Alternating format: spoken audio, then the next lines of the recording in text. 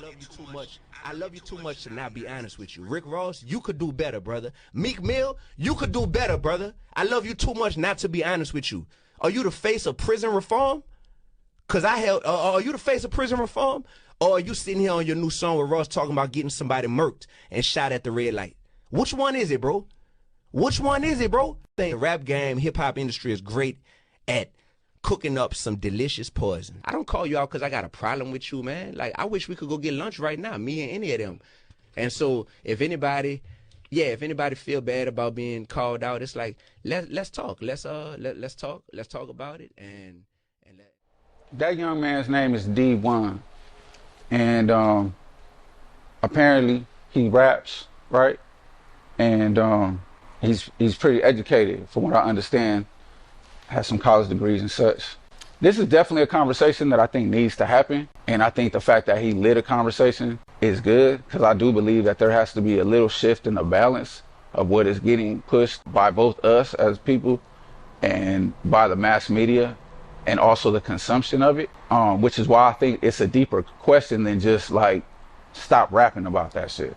As a therapist and a psychologist myself, I'm trained to, like, when I'm dealing with a client, to non-judgmentally, to help facilitate those things, to show them the different steps and what that looks like. You know what I mean? You can't just generalize a whole group of people and say, well, yeah, all y'all need to stop rapping about this. Although I understand where he's coming from, because I'm pushing positivity too. And I do believe in the power of the tongue and the power of music. You get what I'm saying? But to basically say that these people aren't good role models, I can't really say that, because at the end of the day, you know, they could be out here really selling drugs. They could be really out here gangbanging. They could be really out here doing stuff.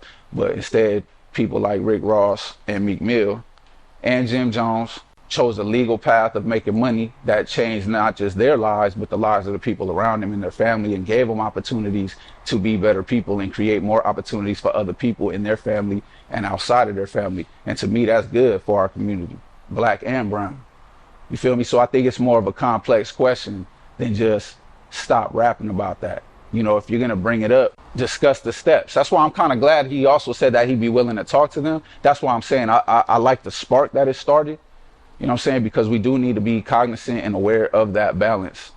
But individuals got different issues. As a therapist, every client is an individual. They got their own individual reasons why they're going through stuff. And I live in the reality of things, not in what I want reality to be. And the fact of the matter is that if you take away Rick Ross and you take away Meek Mills and you take away whoever, there's 20 other rappers that are going to take their place. And that's because we're not addressing the issue in society. The music is, although it is part of agendas and all those things that are used against us for sure, but it's also a reflection of what we're going through and what we're looking up to and our value systems. You know what I'm saying? So I think we need to start addressing those in the neighborhood and put effort into schooling our kids in the homes. You know, you as a parent should have more effect on your child than this music. You feel me? And I feel like if we teach our kids how to make good decisions and know all their options, to know the difference between good and bad, and to think long term, not just short term,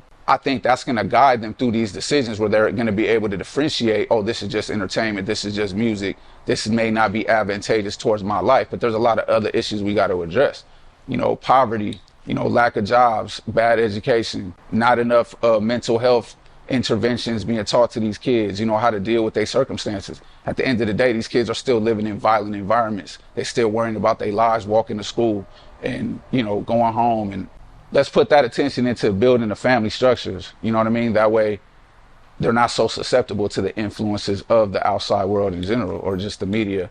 You know, and one thing I'm gonna say is this, as a psychologist, you know, we have what's called a therapeutic bond between us and the client, which basically means I create a safe space for those conversations to happen, and they can speak without feeling judged, or whatever they feeling at the time, right or wrong. And I feel like we gotta show each other that grace as people of color.